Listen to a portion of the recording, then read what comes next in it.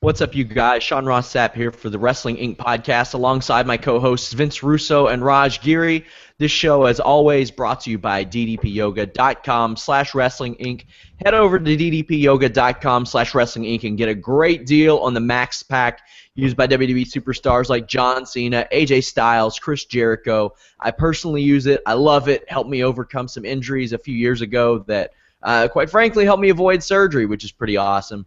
ddpyoga.com/wrestling inc. If you order anything else from them, just mention Wrestling Inc. Podcast in the comments. Let them know we sent you there. Raj, Vince, this was a pretty surprising Raw. We got the tease about an hour or two before Raw that something big was going to happen. Something big definitely did happen. Vince, I know you worked with Shane McMahon for quite a while. He returned tonight. I'll go ahead and lead into this and have you take it away, but Vince McMahon came out and awarded Stephanie McMahon the Vincent J. McMahon Legacy of Excellence Award or something like that. Shane McMahon's music hits, and when Stephanie accepted it, honestly, that's what I was thinking. I was thinking either Shane or Ronda Rousey, but I was still just shocked that Shane showed up. What was your reaction when you saw that? Wow, man, it was very personal for me. First of all, I was absolutely thrilled to see him back and to see him in that ring. Listen, I was there. I had a different relationship with Shane than I did with the other McMahons, and I'll tell you why. At Titan Tower, all the big shots were on the 4th floor. Okay, the magazine department was on the 2nd floor, and at that time, Shane was really getting social media started. Shane was on the 2nd floor, so I worked on the same floor with Shane, so I had a lot of interaction with Shane, much more than I had with Vince. Basically, I was writing the Raw when I pitched Shane needs to be a character. And I remember vividly the first time he ever appeared on TV and that promo, and I remember him going out there delivering it and me just standing in the back saying, he's better than his old man. I never thought I would say that about anybody, but that first promo, Shane absolutely hit it out of the park. Then, quite frankly, when I went back 2002, I almost went back. There was no doubt in my mind that Shane McMahon wanted me back 100%, and Stephanie McMahon did not want me back because I was going to be a threat to her power. So I have such a warm feeling in my heart for Shane. I mean, truly. And I was thrilled to see him back. I was thrilled that he got that response because, man, you could see him rubbing his eyes. I mean, he was really, really touched by that. That was an absolute shoot. And I tweeted out during the show, I don't think there could have been anybody else that would have I would have been more happy to see. And that is an absolute shoot. And man, I got to tell you this about the WWE, and this is the frustrating part. They show shades of brilliance. It almost seems when they need something big, they could pull it out of their backside. But it's just the consistency between that's missing. But what they do is they pull something out. They give you the hope spot. So like you're thinking, right, this is it. This is where we turn the corner. This is it. And then they just, lack the consistency. Ratings go down again, and then, they'll pull the next thing out of the bag. And I just don't understand that type of booking because I think it would be a heck of a lot more easier for them if they just stayed consistent with it. But great spot. Great seeing him. I've got more comments, as the show progresses, but I was ecstatic to see Shane McMahon. I did want to ask you this, Vince. When you were with WWE during the Attitude Era, what was everyone's reaction to Shane? Did they feel like he was I mean, was it kind of a given that he was next in line to take over from Vince? Was there that understanding, and how was his relationship with the talent compared to Vince? Shane had a great relationship with the talent. Vince McMahon, listen, I'm just going to call a spade a spade. When he walks around Titan Tower, Vince wants people to fear him. I mean, he gets off on that. He wants that persona of his employees to fear him. I mean, man, there was so many times like I rode in the elevator with Vince, and other people would go to get on the elevator, and the expression on their face when they saw that Vince was in the elevator, but he ate that up. Shane was never that guy. It was never a power trip. It was never an ego. You would never know he was the boss's kid. And the boys loved him for that. He was more one of the boys than he was Vince McMahon's son. And the boys loved him for that. And it was literally father and son. It was night and day, because all the things that were important to Vince, money, power, ego, those things were not important to Shane McMahon. They just weren't. And that's why he was really a breath of fresh air in that building. And we'll get back to Raw in a second, but did you ever see any clashes between Shane and Vince, behind the scenes? No, but I know the final showdown was a clash, because I had Vince brought a couple of top guys into his office, and I'm not going to relay who told me this story, but Vince called a couple of the top guys in his office and basically told them, he broke the news to them that Shane is no longer with the company. And basically he told them, listen, Shane was ready to be in charge, and even though he was my son, I was not ready to step down. And that was really the reason why Shane McMahon left. So it's just so curious to me, because I'm watching this thing play out tonight. Everything they said in the ring was real. So I'm just like, like anybody else, like, what is really going on behind the scenes? I mean, I'd really love to know, because that's why Shane left. He was ready to move up in the pecking order. Vince did not want to give up any power to his own son, and that's why Shane made the decision to leave. It felt right seeing Shane McMahon in that ring. And this is a question, Raj, I'll direct to you, that was asked. Do you think that Shane McMahon can still do any of these old spots that he did 15 years ago in the ring? Mind you, by the way, he was booked against The Undertaker, something I didn't mention. Hell in a Cell. Do you think that this match is, I don't know, do you think this match is really going to happen, or is it a backup for Cena? I said that I thought it was a placeholder, and maybe it will happen, or maybe they're just biding their time to see if John Cena can wrestle. He's made no secret that he's been rehabbing 12 hours a day, 6 days a week. I think that if maybe a couple weeks out they think Cena can go, maybe Cena's going. Yeah, I just can't picture Shane against Taker,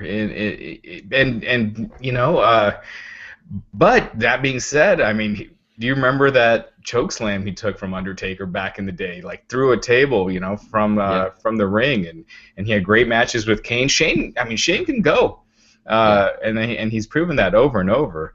So I think they pulled a real rabbit out of their hat trick here. It was that pop that Shane got was just insane, and the fans were so happy to see him. Like you said, it felt right. I think all the fans just always felt like Shane got the Raw deal, even though he's done a lot on his own. I think just that's the general feeling of the fans, is like Triple H and Stephanie shouldn't be where they're at, and that really should be Shane's. Even though then you're just going by who was born first, as opposed to creatively behind the scenes. Rod, you want to hear something funny? Just today, I brought a former writer on my show. His name was Andrew Goldstein. I don't know if you guys know him or not. You know Andrew, okay? Yeah. I really wanted, I never had a former writer, and so I really wanted to get an insight of, what was it like after me and Ferrara left, because it went from 2 people to a football team.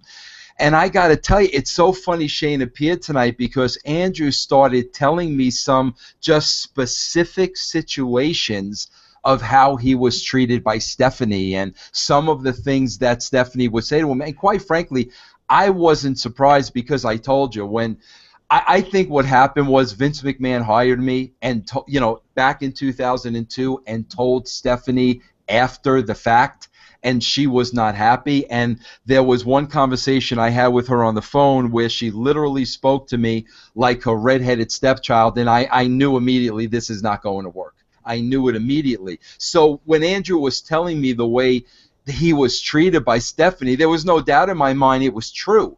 And I got to tell you, Raj, that's the difference right there. Shane would have never treated you that way, whether you were a janitor in the building, whether you were on the ring crew, it didn't matter. He didn't treat people that way. So, the fans, like you said, the perception of the fans is he got a raw deal. I'm telling you, man, if they knew how he was compared to Stephanie, you'd really think the guy got a raw deal. Well, do you think that's part of the reason that he was kind of not given the top spot, so to speak, is because Stephanie has that coldness to her that Vince has, and yes, Shane. Yeah, because Shane, that's a great point, Rod. Shane, if you knew Linda, you would know Shane was Linda's son. And if you knew Stephanie, you would know Stephanie was Vince's daughter. I mean, I'm telling you, Shane's more of his mom, and Stephanie's just like her old man. And yes, that absolutely positively had a lot to do with it, because Shane was a nice guy. And, he didn't want to change his colors because he was the boss's son. And I guarantee you that did have a lot to do with it, yes. Here's a big question that's going to play out through WrestleMania. Vince, do you think this is a short-term storyline or a long-term storyline? Because, injuries basically created the storyline. They didn't have anybody to go with Undertaker, so this is what's going on right now. If it's a long-term storyline, Shane McMahon's back for a long time. If it's short-term, then, they said, hey, Shane, you mind showing up on TV for 6 or 7 weeks and promoting the storyline? That's a great question, Sean. And I got to tell you, though, you got to look at some of the things that were said in that promo. I mean, if this is short term, is Shane McMahon really going to say, Stephanie, on your dime, ratings are down, the stock is down, and everybody's getting hurt? Because think about it. If he's not in for the long haul and Stephanie's still there, a McMahon basically said ratings are down, everybody's getting hurt, and the stocks are down. So I can't see him literally.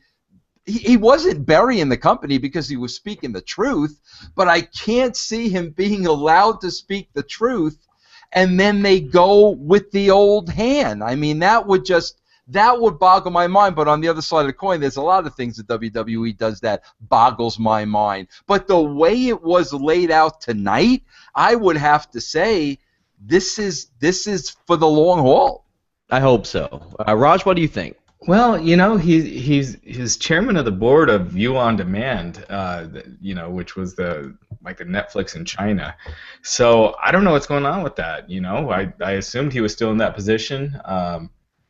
Let me take a quick look. But I think he left that company a couple of years ago. He stepped down as CEO, but he's still chairman of the board. At least he was. And looking here at their management, yeah, he's still on the board of directors as founder and vice chairman. So I don't know. When he came out during the commercial break, they posted the video on WWE's YouTube channel, and he said basically see you at WrestleMania. Now I don't know if he just meant that crowd specifically or just in general. And if that's the case, he's not really going to be around that much leading to WrestleMania, so I can't see him really being. I don't really see him being around much after that. But that's assuming that this is his only appearance until WrestleMania or one of them. 'Cause- I could definitely see that because the Undertaker's not going to be on all these shows. Will the Undertaker be on any of these shows leading to WrestleMania? I don't see why they wouldn't. Last year there was kind of the mystique of how Taker is going to look after he lost to Lesnar the year before. But now we've seen him so much over the past year that I would think you definitely should have him on at least a couple of times. Well, but I gotta say, I hope Shane is back because the Authority storyline is so played out. It would be refreshing to see him on Monday nights, and I hope he's back behind the scenes because like Vince said, and I've spoken with many writers too who I've never heard really negative things about Shane, and you hear him all the time about Stephanie. Yeah, I really hope that Shane is back. I think that having either a balance or maybe a Roger Goodell type of guy who has to be an asshole sometimes, but really does do what's best for the business of his show, whether it be for a face or a heel, is a good thing. Vince, you have anything else to add?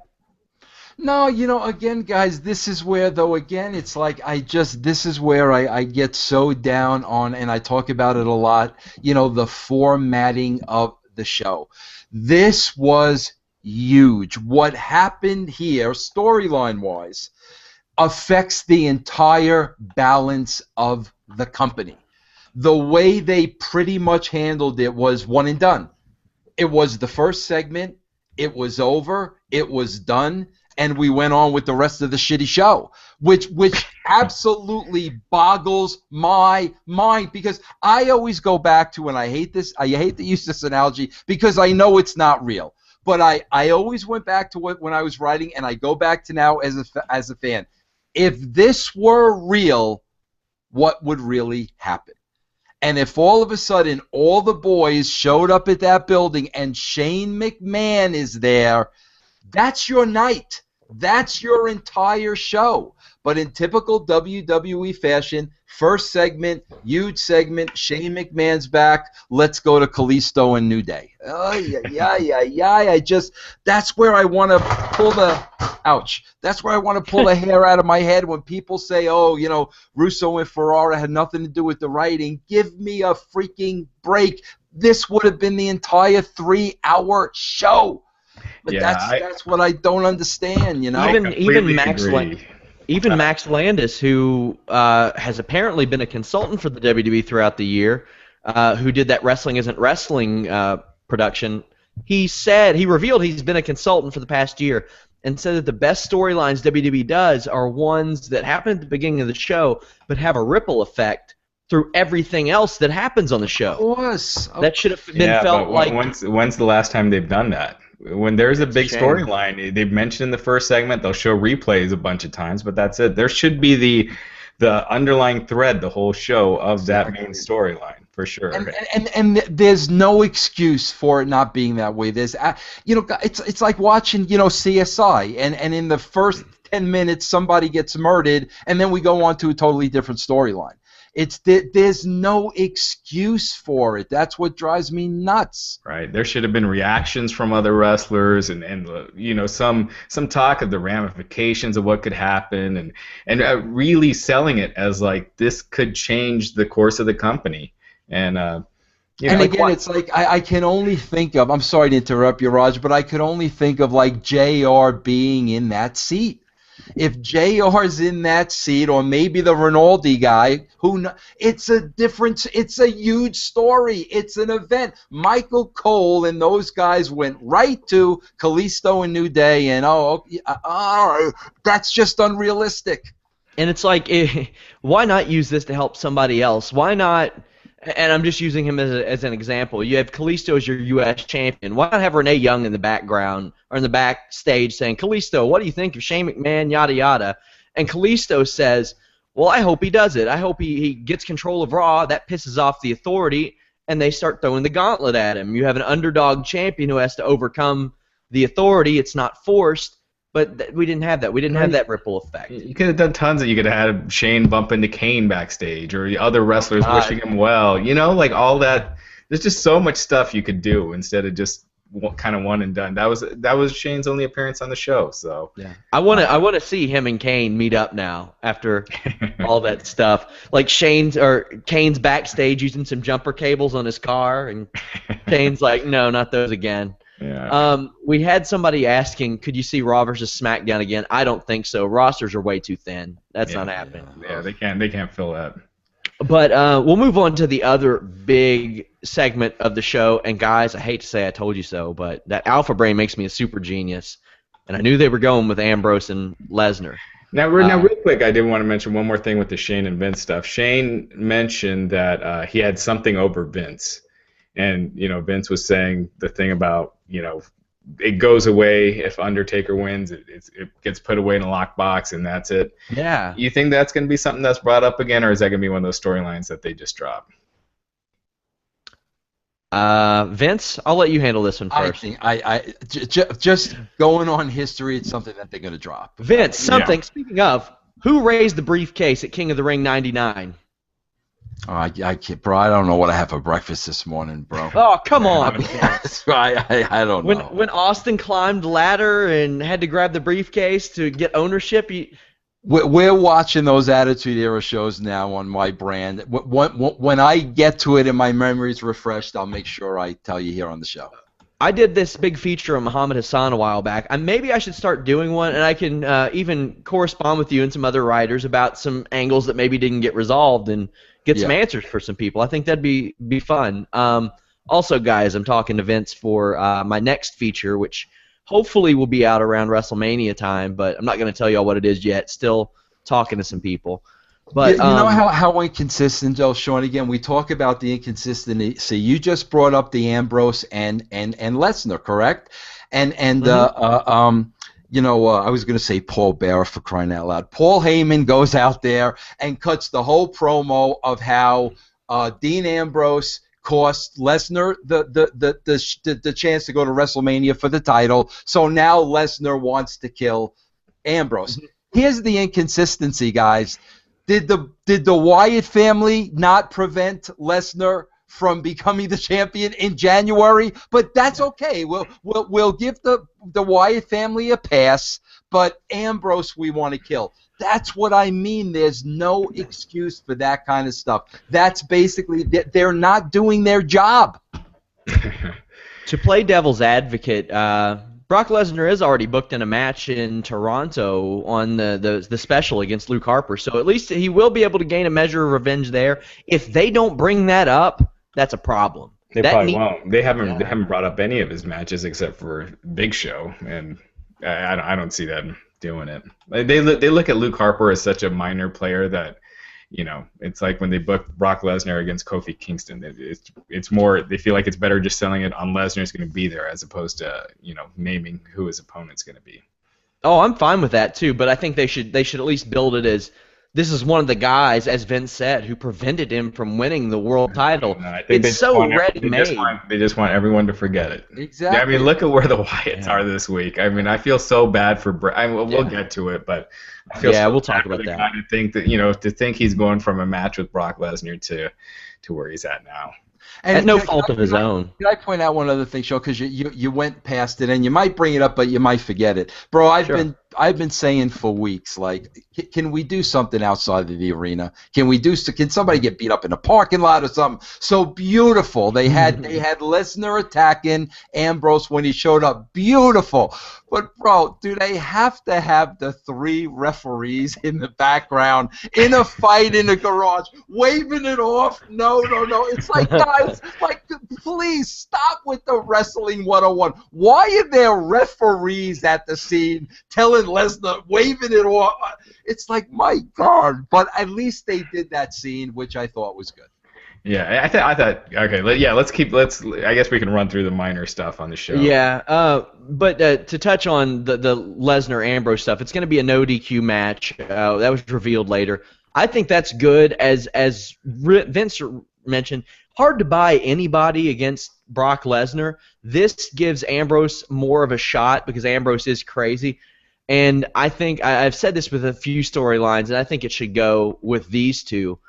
I think this needs to be like Peter Griffin versus the chicken on Family Guy, where every time they are within an arm's reach of each other, they just beat the hell out of each other, like they interrupt matches, anything like that, just to show that these two guys can't stand each other and want to prove a point. But Raj, how are you buying this as a WrestleMania match? I think the build-up will be fun. So, but how many times has Dean Ambrose won on pay-per-view over the last year? Well, the only person to pin him in a singles match since September is Roman Reigns, so at least there's that. Since September.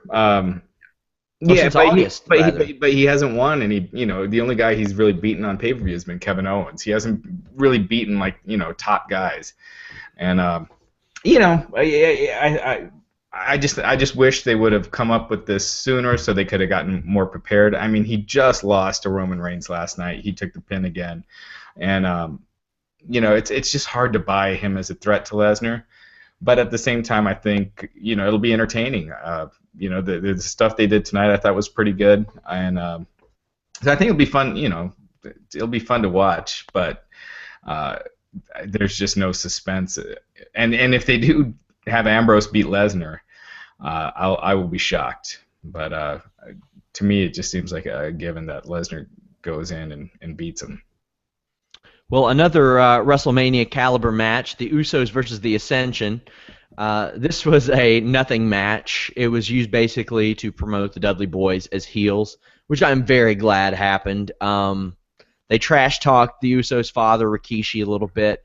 Raj, how do you like the Dudley Boyz as heels? Because that's the real story of this match. I mean, I think they're much better as heels. I thought the stuff with the family, it seemed very forced. Them trying to do the Rikishi diss, but they do that a lot now. The family things feel forced now. Yeah, it's just so easy, and it's just like all the writers know how to do. But at least they can have more than one tag team feud at a time. I can't remember the last time they've done storylines for two separate tag team feuds. So that's good. And I think Dudley's and the Usos, it makes sense. I don't think that's going to be a WrestleMania match. That's probably something just for the short term. But I thought it was fine. Vince, I know you're buddies with Bubba Ray. How do you feel about the heel turn? Have you spoken to Bubba Ray, and how does he feel about it if you have? He's cool with it. I mean, listen, he's at the point of his career that, he shows up for work. I mean, whatever they want him to do, he's going to do that. That's where he's are. And that's the funny thing, originally, and it made all the sense in the world. They brought in the Dudleys to help get the younger teams over. And, I mean, that made all the sense in the world, and that's really what they thought their roles were going to be. But I think when the roster started getting depleted, that changed. So, I don't see them using the Dudleys to get the Usos over. I think the Usos were already as over as they're going to be. So they definitely add depth to the roster, and especially as heels. Jumping forward a little bit, we had a Golden Truth segment where Goldust gave Truth a giant cake. That thing was huge. And I thought this was, these segments suck, but I thought this one, at least the end made me laugh when Truth popped up and said psych and slammed him in the face with the cake. So, I mean, there's that. I don't know. These guys have no chemistry with each other. None. Can I throw something into the mix with you guys? Have at it. Is it weird to anybody? Okay, tell me one other television show where this happens. Do you understand, in the course of the whole show, we had a grown man getting a pie in the face, and on the same show, we had a grown man bleeding like a stuffed pig. Can somebody name any other show on the planet? I think you mean a stuck pig. I don't think stuffed pig. Whatever, stuck, whatever, Sean. You know what I mean, bro. What does that happen on any other television show on the face of this planet? Wrestling's a weird show. It's always been. Indeed. I just wish they'd get it over with and tag. But next up, we had AJ Styles and Chris Jericho. Chris Jericho talked about respecting AJ Styles. My fiance made a comment that she thought that these two guys bonded over the fact that their mothers had cut their hair at home before this show started. So there was that. Yeah, they both have terrible haircuts, but I don't think Jericho's is that bad. Oh boy. Well, you know what? Compared to what AJ had going on back in the day, he looks like he's 17 when he has his hair short. So. Yeah, I think it's an improvement. Bro, Yeah. I could tell you guys the coolest story that you'll get a little chuckle out of, and I never told this to anybody before. I'm going to share it with you two, gentlemen. This is why you have me on the show. This is where my value comes in, Raj. This is where it comes in. The funniest thing, man, and I love AJ to death. He does not have a bigger fan than me, period, end of story. But when we put the belt on AJ, okay, Dixie Carter, of all people, you know, the Southern drawl and the whole thing, Dixie Carter decided that she was going to make AJ Styles cool. Dixie was going to make AJ cool. Dixie brought AJ to her beauty parlor to get his hair done and give him a makeover. And I thought that poor freaking AJ, like, absolutely get a perm? Bro, he hated every second of it, but by God, Dixie was going to make AJ cool and hip, and That is fantastic. Well, anyway, they ended up tagging Y2AJ against Social Outcasts. Somebody brought up a very good point. Social Outcasts are supposed to be complete geeks, and they get more consistent wins than a lot of the other stables on the roster. That's weird. That's super weird. They didn't win tonight. I hope this AJ Jericho team isn't like a permanent thing, but I hope they don't face each other at Mania either. I don't want that to happen. I think you got to go with Styles and Kevin Owens. Yeah, otherwise. By the way, Kevin Owens not on the show tonight.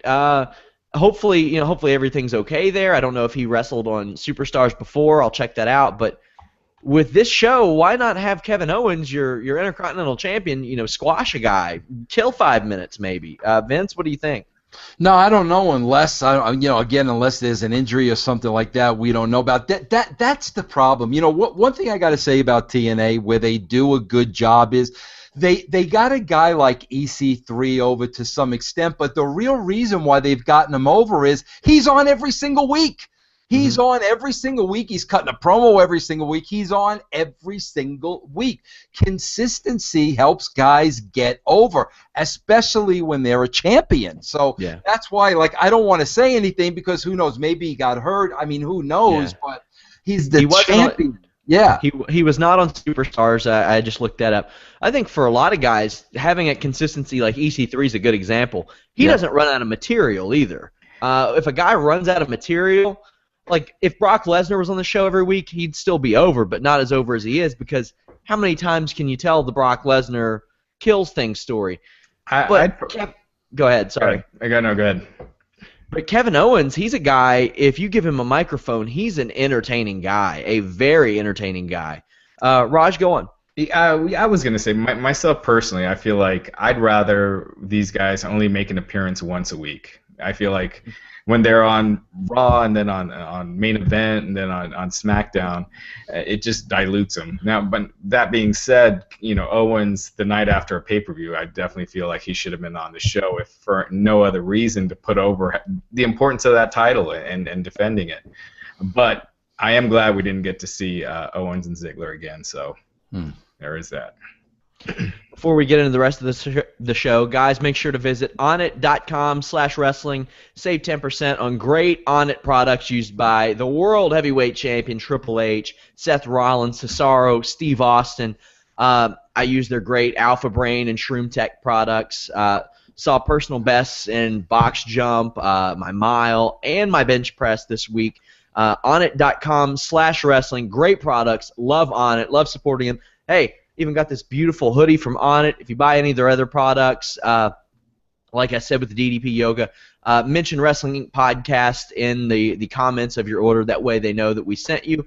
But yeah, if you don't like your products, send them back or just tell them you want your money back. They do it, no questions asked. Onnit.com/wrestling.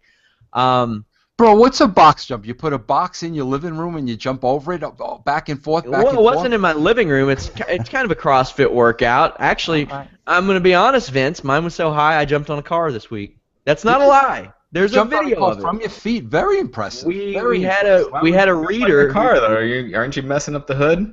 It's an older car. It's one that sat there. We had to lean on it to get a roof redone, so it's an older car.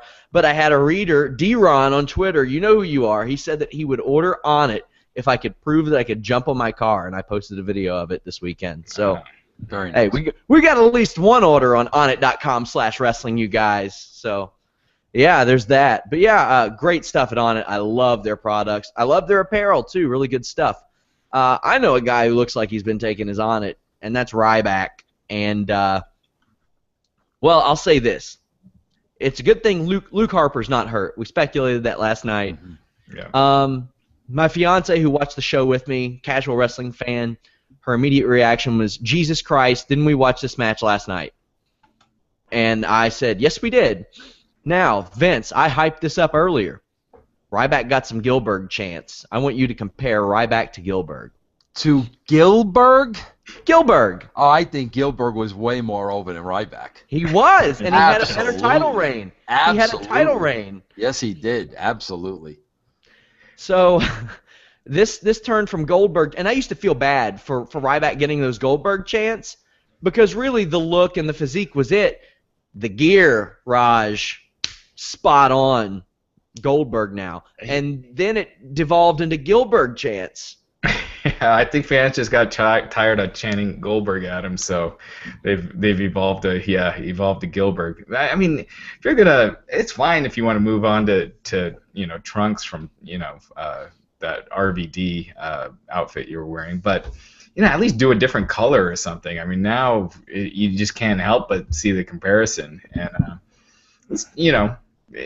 it looks like he's turning heel anyway. If that's what it was, that was the weakest heel turn I've seen in a long time. But yeah, I think he should at least change the color of his tights or something and try to distinguish himself more, because he's going to be getting those chants every time. So Vince. And that's another thing where they do such hard. This is again where I always talk about. I hate beating them up, but it's so freaking easy. This is where I talk about you gotta protect every wrestler on the roster. And listen, man, I'm the first one. If I was writing, Big Show and Kane would not be working anymore. But the fact that they are still working and there's still characters on the show, you have to protect them. Rather than get the few-minute interview with Ryback in the back, you accomplish the same thing and protect Big Show and Kane by them confronting Ryback after the match. This guy walked out on them, and Kane and Big Show, the world's largest man, and the Demon Kane do absolutely nothing about it. God, it's such a flaw in the writing. There's nobody looking at these shows and saying, okay, if Ryback walked out on these two, what would they do? There's nobody saying that, and that's why people aren't getting over. That's why characters aren't being defined. I look at these big guys in this match, and so many of them are just, man. Vince, you might not know who these guys are, but Raj, I sit there and I'm thinking, man, they had Hanson at a tryout in 2014, and they offered Moose a tough enough contract. It's kind of weird. And also, did you notice Ryback's been using that CM Punk knee to the corner? Yeah, he's been doing that a lot lately. Yeah. Don't know where this is going. I think it's all just set up for the Battle Royal, personally. But, yeah, next up we had Naomi versus Sasha. And if Bray Wyatt ends up in the Battle Royal, what a demotion for that guy. He better win it. I mean, to go from being at the, like near the top of the chain to every year just dipping down to this year ending up in the Battle Royal, he's like, man. And he was supposed to be facing Brock Lesnar. I mean, just his pay alone from being, that high in the card to one of the main events to being in the Battle Royal. Yeah, you just feel bad for the guy. We had Naomi and Sasha. This was Naomi won, or Sasha won. This was really to get Charlotte out there, and she announced that the Authority had determined that Becky Lynch versus Sasha would happen to determine a #1 contender. I was kind of hoping this would happen at the Toronto live special, but it looks like it won't because I think Becky's advertised for New Jersey. How do you see this going, Vince? You think it'll go triple threat, or do you think one of these two are going to have a definitive victory? Ah, man, well, I think it should go triple threat. I know we've talked about that for a while, but listen, I'm just going to say it again. If you're going to go triple threat, you're going to have to come up with something creative, and I don't have the confidence that they will, so I think they're going to come up with a winner out of Becky and Sasha, and I'm sure it'll be Sasha. Raj, when do you think this match is going to happen? You think they'll do it on a Raw, or they've been trying to build up SmackDown a little bit? Do you think it'll happen then? And to answer the question I posed to Vince, how do you think it'll go? I could see them doing like a double count out, double DQ, so it leads to the triple threat, because it seems like they've been really building it up as a triple threat with both Sasha and Becky. So that would be my guess. Because, you know, with WrestleMania in general, they try to put so many people in a lot of these matches to get them on the card. So any chance they get to add people in a match, they're going to do it. So no Paige anywhere in sight. She wasn't even at the pay-per-view last night, from what I understand. She posted pictures from like home, like how I was enjoying Fastlane, stuff like that. So yeah, maybe there's something to Vince's speculation that she's in the doghouse, but they also advertised Triple H on SmackDown. I really like that they're doing this. It's such a little thing that's going to happen on SmackDown, but thumbs up to them for promoting this. You know what I thought would have been cool is if Vince said he was going to announce Shane's opponent and the date on SmackDown, so it gives you a reason to tune in, and that's something big that you'd really want to tune in for. And yeah, the people that follow the internet are going to get it, you know, a day or a couple days early, but still, that gives people the motivation to watch, and it gives you something to really be excited about. Yeah, I think that the Shane McMahon segment had already delivered before that announcement, so right. I agree with that. Yeah. Vince, we had Reigns versus Sheamus as a main event. Triple H got involved. You know, I see a lot of theories online. One of them that started to take substance, and you know, the whole thing about Triple H is that his ego, you know, that's been the story his whole career, is that Triple H has this big ego and he buries guys and yada yada yada. Somebody brought up a good point that everybody from Roman Reigns to CM Punk to Daniel Bryan, even to The Shield, have all at some point had to go through Triple H. Do you think there's something to that? Because I mean, obviously it's happening now. Well, I could tell you this, bro, and I'm just being honest with you. I got there was Triple H's climb during DX, you know, when Shawn was out, and Triple H, you know, the climb, you know, a lot of people put Triple H over. And I'll never forget, there was a time during that run where, you know, we wanted him to put D'Lo over, and Triple H wouldn't do it. And bro, listen, and he was not stating Stephanie McMahon at that time. He was just, he got a little popularity, was getting over with DX and whatnot, and we wanted to give D'Lo a little something, and Hunter would not do it. So listen, I've not worked with him obviously in 15 years, but I always think about that moment because I was very, very surprised because so many people had laid down for him to get him over. So, you know, I don't know, man, with a little bit of power and obviously married to Stephanie and whatnot, I mean, is it more of a problem? I mean, I listened to the CF Punk tapes, and I mean, it sounded like it was, but I'm just, listen, I do got to say this, though, about the end. I'm the guy always crying about what happened to heat in wrestling. There's no more heat, there's no more heat, there's no more heat. At least we got some heat. And, you know, I felt the beginning of this show was great. I thought the heat at the end of the show was great. The entire middle of the show, there was no reason to watch.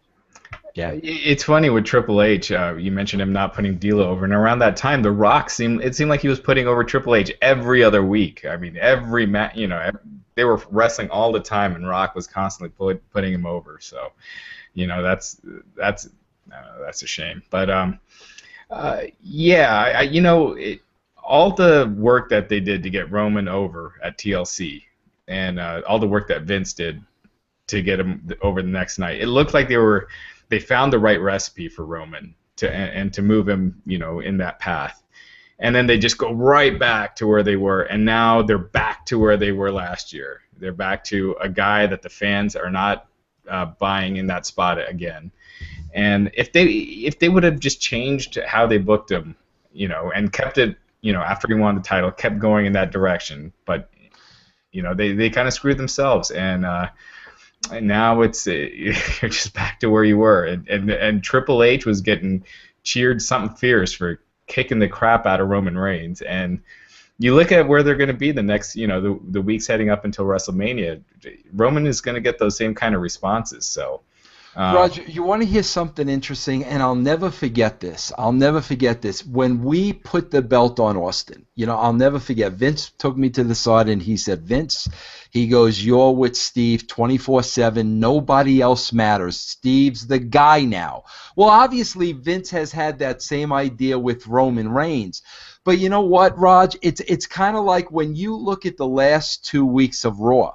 Okay, remember, like, Roman Reigns took a total back seat to Dean Ambrose, and like he wasn't even present on the last couple of Raws. And basically the reason why they did that was for 2 or 3 weeks, just really 2 weeks, they wanted you to believe, hey, maybe Ambrose is going to win this match. That's what they wanted to believe. That's why they booked it that way.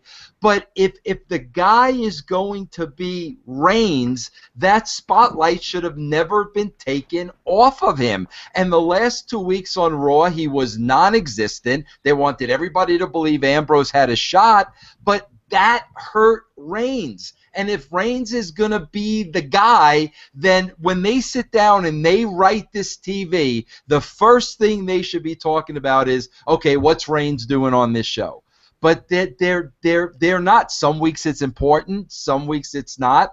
It's the inconsistency again. Yeah, and it's almost like they just gotta bring Eric Bischoff or Kevin Sullivan in and just hire him specifically for Roman Reigns and say, hey, what you did with Goldberg, do it with Reigns, and that's it. I've said it a million times. It's nobody buys a 6'3", 265-pound guy who made it to the NFL, is a millionaire. His dad is a WWE Hall of Famer as an underdog.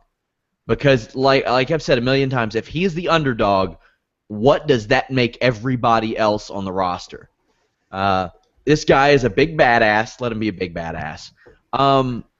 Vince, what would you rate this show? It got a lot of positive reviews, obviously, for the first segment. Well, yeah, I mean, God, you take away that first segment, not too good. But the first segment, I mean, the Shane thing was phenomenal. I mean, that was the whole show. That was the whole 3 hours. Again, the end was good with Triple H and Roman. Bro, because of the return of Shane, I'm going to give it a 3.5. And did that the beatdown that Triple H did on Roman Reigns, did that change your mind at all in the match, or as far as wanting to see it or getting you not at all. And like you said, man, that's why Vince is so behind the times, because he still doesn't understand, if one guy beats another guy to a bloody pulp, they're not going to feel sorry for the bloody pulp. They're going to cheer the guy that beat him. Like, Vince still does not understand the psychology in 2016. So, no, it did not make me want to see the babyface kick the heel's ass. Absolutely not. Yeah, Reigns even got color. But, yeah, I agree. Outside of the Shane McMahon thing, as I told Raj off the air, it felt like Teddy Long booked this show as tag team matches non-stop. But I thought everything good on this show was the non-wrestling stuff, outside of the Jericho and stuff. Like the Lesnar stuff, Paul Heyman's promo was great. The Lesnar stuff was great, but outside of that, it was, it kind of sucked. The thing I'm curious about is, how do they get away with the blood with the PG rating? Like, how is that allowed to happen? Because it's a Triple H segment. I guess so. I guess Triple H house rules, right? Exactly. Yeah. Well, Vince, tell them about the brand before you head off. Yeah, everybody, I do video podcasting 6 days every week on VinceRussoBrand.com, and I'd appreciate that if you check it out. Vince, we'll see you Thursday on Nuclear Heat, and again next Monday on the show. Thank you very much, guys. Enjoyed it as always. Have a great rest of your show. Right, take care. Bye. So, Raj, you finally we got a lot of comments and questions. Before we get into that, you got to see Kimbo Slice versus Dada 5000. See it. Did you hear about the ratings that show did? Holy crap. million I'm for telling Kimbo you. versus Dada. 2.4 million for Gracie Shamrock. Now, guys, I know you all don't. A lot of you compared to pro wrestling doesn't sound like a lot. That's a lot for Bellator. That's their record. That's the most they've ever done. Yep. Wrestling, they dropped the ball by not getting Kimbo because that dude is a ratings draw. People seeing him fight someone they've never heard of, and that was the peak. The Kimbo fight was the peak. So man, that's just amazing. But yeah, that fight was awesome. Did you laugh? Did you laugh during the fight? I mean, knowing that Dada 5000 almost died kind of took some of the. Well, he kind of did die. His heart stopped. Yeah. So that took the amusement out of it. But just how bad the. But I will say it's not the worst fight I've ever seen. There have been fights where they just walk around the cage and there's no punches thrown. So I thought this was better than that because there were those splurges of, punches, flurries of punches where you thought maybe someone could knock the other guy out. So, but good God, Bellator, you got to throw in Michael Chandler or something when you have fights like that. You can't have 2 fights in a row that are just, it's like watching porn or something because you just feel so dirty watching it, but you can't help it, I won't say it's the worst fight I've ever seen because I was actually entertained by it. So there's that. Also, quick prediction: Anderson Silva or Michael Bisping this Saturday. Oh man, 2 years ago it was Anderson Silva, no question, but he hasn't looked the same. I'd still pick him. He's still Anderson. I'd give it to him by a hair, but I actually don't see Anderson knocking him out. So it'll probably be a decision. Yeah, I think it goes all 5 rounds. I think that Anderson Silva will edge him out. I see a controversial decision somehow taking place here, as is tradition with Michael Bisping in England. I'll never forget that Matt Hamill fight. But on to some questions. Let's see. I have no idea what Bray Wyatt is going to do at WrestleMania. Do you think we'll see him turn face and take on Strowman? That match would be terrible, but maybe it's not out of the question because he hasn't been eating the pins. Yeah. Whatever it is, it's something that's not going to be that important on the show. I guess they could do Ryback. Well, I guess Ryback's kind of turning heel. I don't know. And they've already done that feud recently. So, yeah, I think he's kind of in limbo. I wouldn't be surprised to see him in the Battle Royal. What did you think of Heyman's promo? I thought it was his best in a long time. I think it was as good as any. Yeah, Heyman's just awesome. That's why him being with Lesnar is a blessing and a curse because it's great that he's with Lesnar. It adds a lot to his character, but at the same time, because he's with Lesnar, he's only there when Lesnar's there, and so there's all those weeks he's not there where he adds a lot to the show. Did you like Triple H's beatdown on Roman Reigns? No. It was a good beatdown, but I think I don't know. I think you've already seen Triple H get his get one up, on them. I think it was I think you need to have Roman. I hate saying this, but you gotta have Roman look strong, and coming off of I don't know. It was a good beatdown, but I just don't know if it was the right thing to do this week because they were already booing Roman last night, and then you knew this reaction was, he was going to get this reaction, and made Triple H look cool and Roman look like a geek.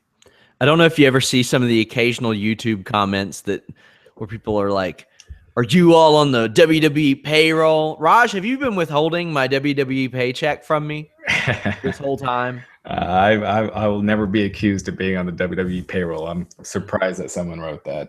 Yeah, it happens quite often. I'm kind of surprised. I'm about as critical of the WWE product as and maybe not quite as much as Vince, but this whole show is us criticizing the booking directions of WWE. They do some great stuff every now and then, but by and large, the show has been mostly filler for years now. And I think my favorite is when people call us TNA haters, and I'm like, you realize we've interviewed probably 24 TNA talents over the last year, right? I just sat through a brutal interview with Matt Hardy. Go check that out. What a pompous ass, man. He's changed. He was rude to me the entire time. He made me reintroduce him. And he also wouldn't play any songs on the piano, which was very rude. But yeah, check that out. It's a video interview. I have some highlights up. It's a really fun interview. It kind of takes you back to the old Pro Wrestling Illustrated interviews back in the day.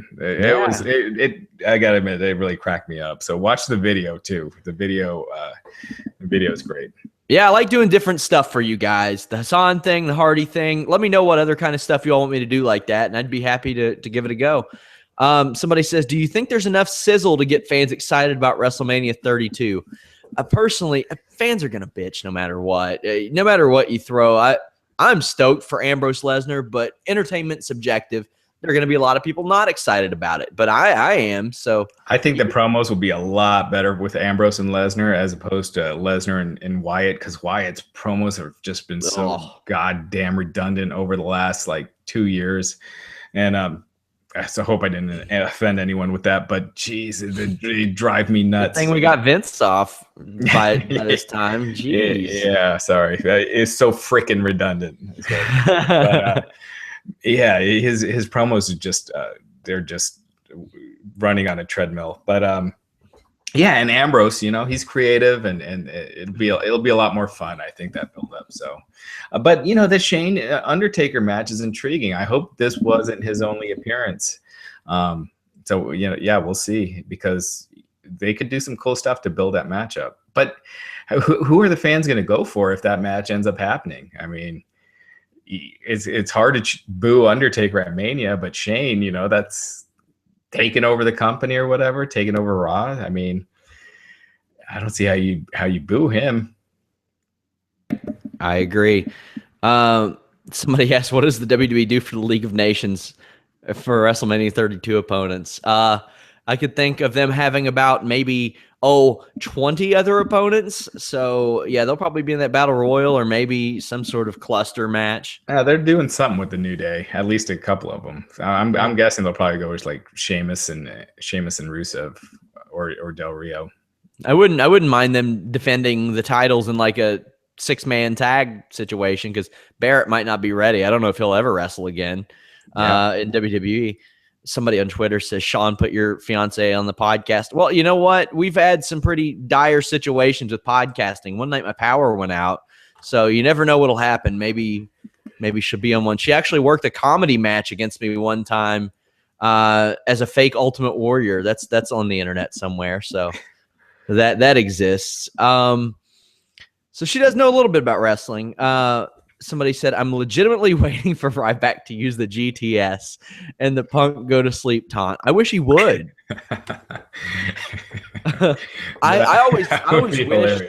I wish that like he would get vocal with fans about stuff. Like when they chanted, "You can't wrestle," I wish that he would have chanted back, "You can't either," or he could have yelled, "Goldberg sucks," or "I'm the best in the world." Oh God, that would be the best. Yeah. Or like at the end of all of his promos, he's like, "Pipe bomb." That would be great. Yeah. Oh man. Did Shane McMahon save WrestleMania 32? I don't think it was going to be that bad, but it helped. I think it definitely helped. I think as far as intrigue goes, it definitely did, because I think the other top matches, I think Reigns is predictable. I think Lesnar's predictable. So it adds a lot of intrigue. There's a lot of different ways they can go. So it definitely adds it makes it a lot more fun of a show. Somebody says, in hindsight, should they have saved the whole Shane McMahon segment for the ending of Raw instead of the beginning? Hour 3 gets bad ratings for Raw. So what do you think, Raj? It's like we said earlier. I think they did it right by doing it at the beginning, but they should have had that thread going throughout the whole show and had Shane make other appearances and do stuff backstage, meeting, other wrestlers coming up, telling him how much they're rooting for him. I think they should have held off the Undertaker announcement until SmackDown. So, that way you could have these guys saying they're cheering him on without knowing that he's facing Taker. And, I think so in that sense, it was a mistake by not using it as a whole show storyline. But I think it was the right choice to have it to open the show. Do you think WWE should turn Reigns heel in the future? I think that's possibly after Mania. I think that's the right thing to do anyway. It worked for The Rock, and The Rock eventually got over as a babyface. Not saying that Reigns is anywhere near as charismatic, but it could help, I think. I absolutely think that. I don't see why you don't try it. It's not like you can always go back to him being a babyface. It's not like it has to work this time. And I mean, they're just trying so hard that I think it just annoys fans, that makes them boo Reigns harder, because Reigns has been doing a great job in the ring. He's been, having very consistently good matches, but he's just bogged down by this bland character, and helping him find himself, turning him heel, letting him find himself a bit, and letting him get back at the fans for, booing him, and having some fun with that, I think would be great. I agree. Guys, when are we back, Raj? When am I doing another show? Thursday for sure, and maybe one Wednesday. Cool. Somebody also said Punk blocked Wrestling Inc. as we speak. Buddy, that happened a long time ago. Yeah. Me too. You know what's funny? Now, I'm not speculating that CM Punk has ever watched or heard our show, but I mentioned that he didn't have me blocked on a podcast we did in the fall. The next day, he had me blocked on Twitter, which is super weird. But that's some timing. Yeah, it's some timing. Not saying CM Punk listens to our show, but I bet he does. And I bet he uses DDP.com or DDPyoga.com/Wrestling Inc. and onit.com/wrestling. Help us out. Help us pay the bills, all that good stuff, you guys. 777 is saying we never answer his questions. Let's answer one of them. Let's answer one of the questions. Somebody said, I think she asked about the female fight last night. Did you see it? No, I haven't. I haven't watched the UFC from last night yet. I haven't got to see that fight yet. 777. I'll answer it this Thursday. At which point will Vince realize he screwed up Reigns so badly that he'll never be the face of the company? If it hasn't happened yet, I don't know if it's going to happen. Yeah. A lot of people bring up Lex Luger and the Lex Luger comparison. I think Luger, they should have turned him heel. They should have tried that out, have him feud with Bret Hart, I think he would have been a good heel too. Yeah, exactly. Just a cocky prick heel against Bret Hart. They were so shallow on talent back then, but instead they put him in, these feuds with Tatanka, and then feuding, teaming with Davey Boy Smith, and it was just like they made him more of a failure. Yeah, he wasn't. They didn't get him over to the point that they wanted him to, for the feud with Yokozuna, but there was a lot they could have tried and they didn't do. So a lot of that's not on Luger. A lot of that's on WWF. What's that? One of the greatest moments in wrestling history is Lex Luger versus the T-shirt. Do you remember that internet clip? Have you ever seen that? No. It's like from NWA Cyberspace or something, and Luger's cutting a promo against Ron Killings, actually, and he stumbles over his words and he tries to rip the shirt off and he can't get the shirt over his head. And it's fantastic, guys. You all have to check it out. One more thing. Someone said he's Diesel 2.0, and there's another one. Yeah. As soon as they turned him heel, he got on fire, and then he's leaving. Oh yeah. But man, he was the hottest in probably his whole WWF run when they turned him heel. So yeah, he sucked as champ because he's feuding with Mabel and he's, given this bland character. But as soon as he got to be himself and kind of get those shackles off, he had his best few months in the company before he had to leave. Oh yeah, look at the tools he had to deal with. Then all of a sudden, from November until April, Diesel has what was it? Bret Hart, Owen Hart, Shawn Michaels. He was in the Royal Rumble, and Undertaker. And like you said, he was on fire. That was some good stuff. That was really, really good stuff from Kevin Nash. His promos were getting great. He was and then he turned the business around. He doesn't get the credit for that, him and Scott Hall, but that they were the catalyst for where the business is now. Well, guys, as I mentioned, onit.com/wrestling, ddpyoga.com/wrestling Inc. We'll be back later this week. Stay tuned for more updates. Subscribe to us on YouTube. Give us good reviews on iTunes. That stuff helps. Of course, follow us on Twitter so we can shamelessly plug this stuff and Onit and DDP Yoga and all that stuff. But, I guess we'll catch you guys later.